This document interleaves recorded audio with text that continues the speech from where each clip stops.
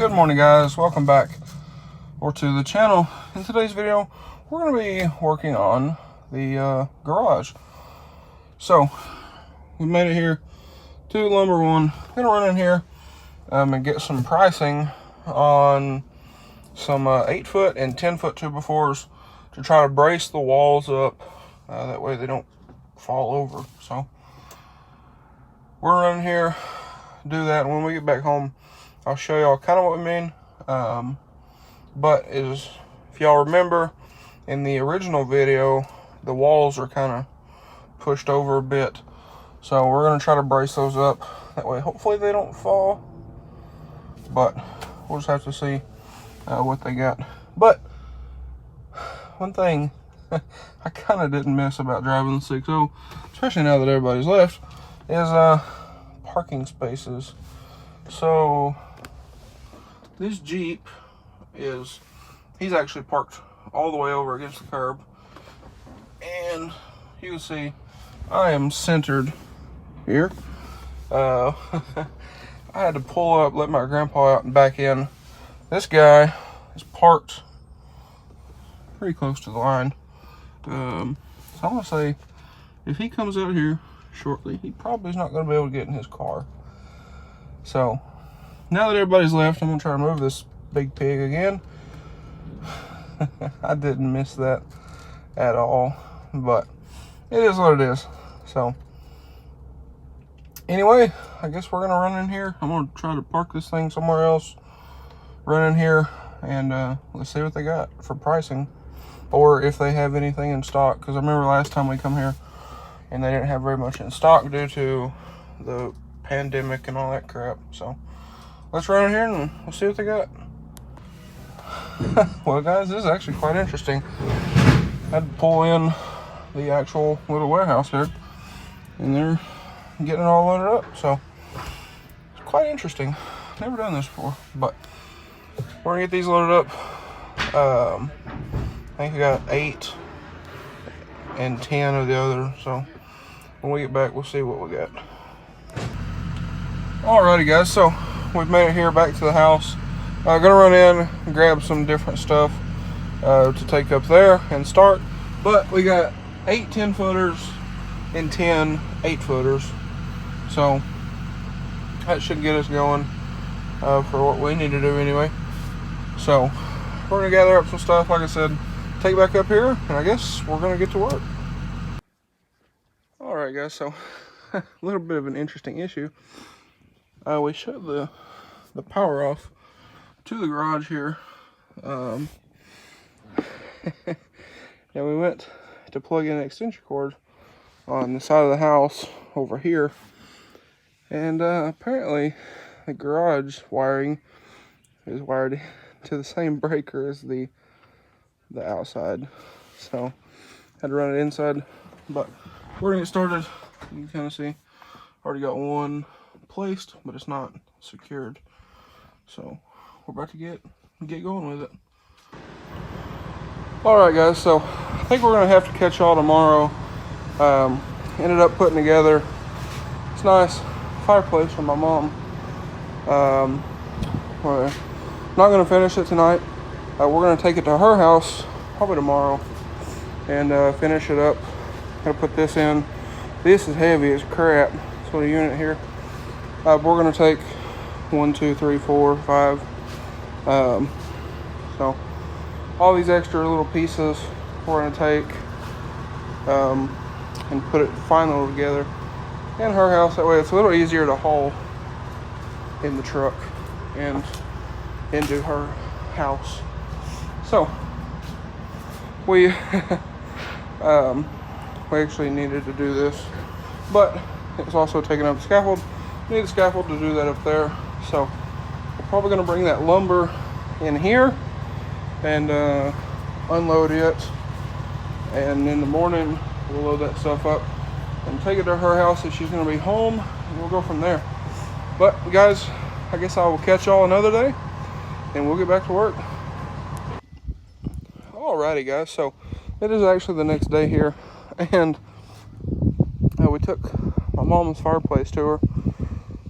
Didn't have all the stuff put together, but missing some little cam locks. But we're gonna check at Ace Hardware sometime this week because they're not open today because it's Sunday.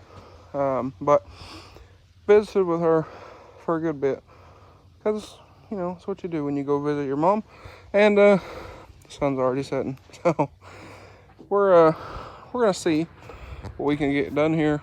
I'm gonna run down here, grab the scaffolding, and what we're doing here is we're attaching these pieces up at the top, screwing those in, and then taking these 8 and 10 foot 2x4s and going to also attach those and run those out. That way maybe the wall doesn't come over.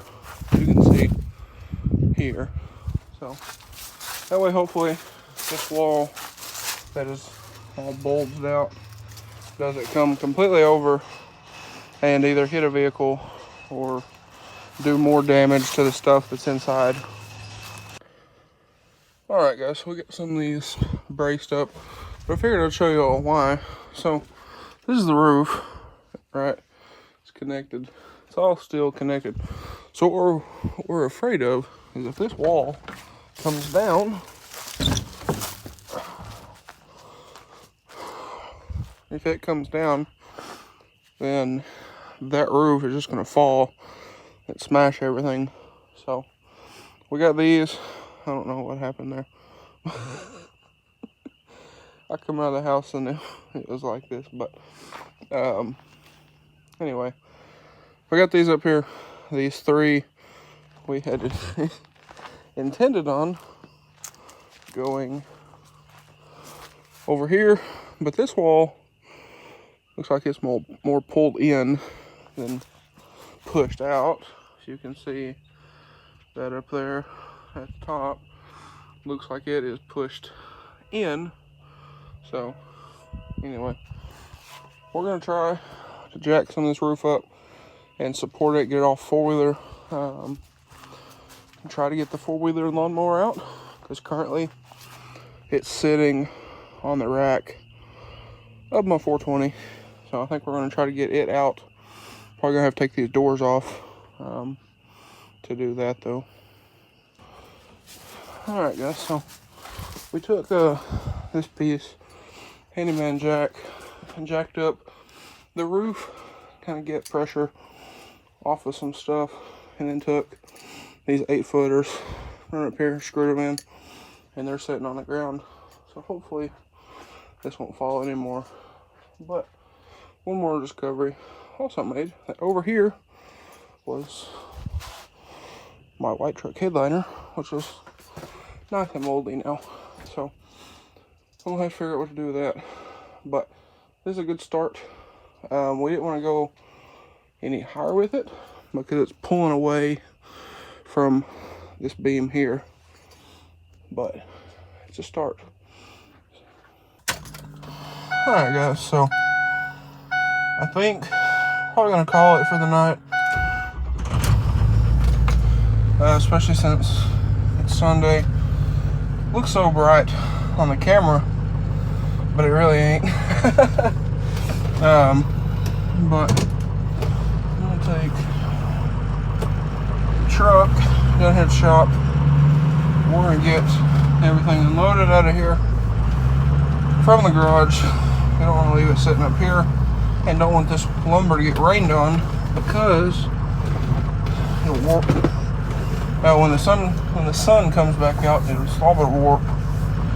So we'll take it down here with us and put it in there as well. But luckily, I think the white truck headliner is savable. I had 2.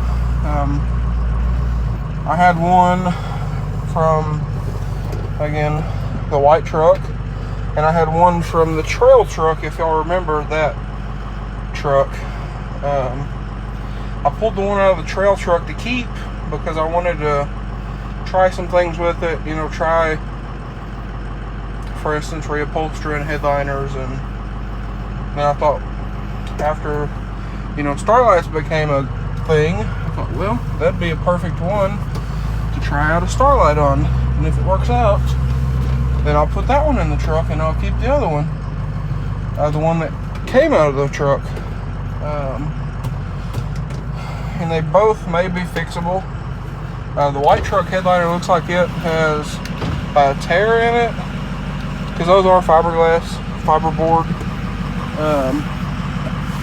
But they both might be fixable. The one from the trail truck, it's got a hole in it and a tear in it and whatnot, you know. And then some mold. The white truck headliner, the OG white truck headliner, also has some mold. So maybe we can get it fixed up, hopefully, but I guess we'll just have to see. So we're trying to get everything back here in the shop for right now, and then we can take a look at everything here in just a minute. Alright guys, so we got this unloaded in here. If you're wondering, yes, the box is off because the battery died on that thing over here. This, the wheel fell out and broke, or bent, but the headliners, this is the one that you can see here. It's got a hole in it and a bunch of debris, and then I thought it was ripped right down here at the hole for the seat belt. And then the other one seems to be fine. Got a little moldy stuff on it. Both of them do. But I think it can be fixed. So if you look, come over here. But if you look, black mold. So this is the original from '97 headliner. So hopefully we can save this.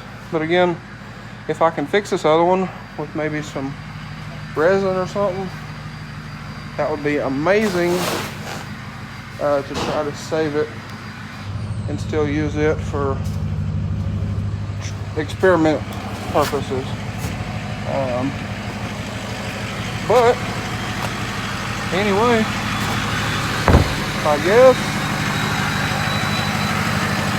that'll probably be alright for this video. So kind of sucks, but at the end of the day, it is what it is. You can't really do anything about it except for try to muddle through it and fix it. So we're gonna try to do some research and see what we can do with that headliner, because surely that's a common thing with like leaks and like cab lights and sunroofs and things of that nature. So hopefully I could do some research and figure out a fix for that. And again, this is all kind of damaged stuff from the garage, the big snow we had. My 300, I noticed apparently it had pushed the sunroof in a little bit, and it also has water in it, in the floorboard. So sometime this week I'm going to try to open the doors up, let that thing air out, and maybe try to disconnect the battery, let it sit for a good bit and air out, and see if hopefully we can do something about the smell. It smells horrible. It's been baking in the sun there, with moisture in it. But hopefully, like I said, hopefully I can do some research and figure out something to do with those headliners, to save them, both the hole and the rip in them, and the mold on them as well. So luckily the 6.0 headliner here is in my office. It wasn't damaged. Funny enough, I ordered headliner material for the white truck headliner and this truck's headliner. And then, well, actually I ordered it for this. And then I decided I kind of want to do suede. And I thought, well, that works out perfect, because I can use it for the white truck. Unless we do suede on it as well. So I guess I waited too long. But like I said, I'm going to ask around, do some research, see what I can find. But that should be okay now, sort of, now that we have the walls braced. Because I noticed, it seemed like more and more it got to closer and closer to falling down. So hopefully this stops that. And they're up underneath those runners we put there, and then we're also hammered them into the ground there, so hopefully they should be okay. And then we got those 2 supports that we added on this side, and then on the other side the roof is sitting on my 420, which also kind of sucks. The lawnmower that I bought, that my grandpa's been using, the John Deere, it's also pretty rough. Looks like it busted the hood and probably bent the rack on my 420. I haven't got up there to look yet. But hopefully, fingers crossed, knock on wood here, that it won't be too bad and everything will be fixable. We'll just have to see. But anyway, guys, I guess that's going to be a wrap for today's video. If you guys enjoyed today's video, please drop a like and comment down below. Smash that subscribe button. Thanks for watching, guys. Hope everybody has a great day.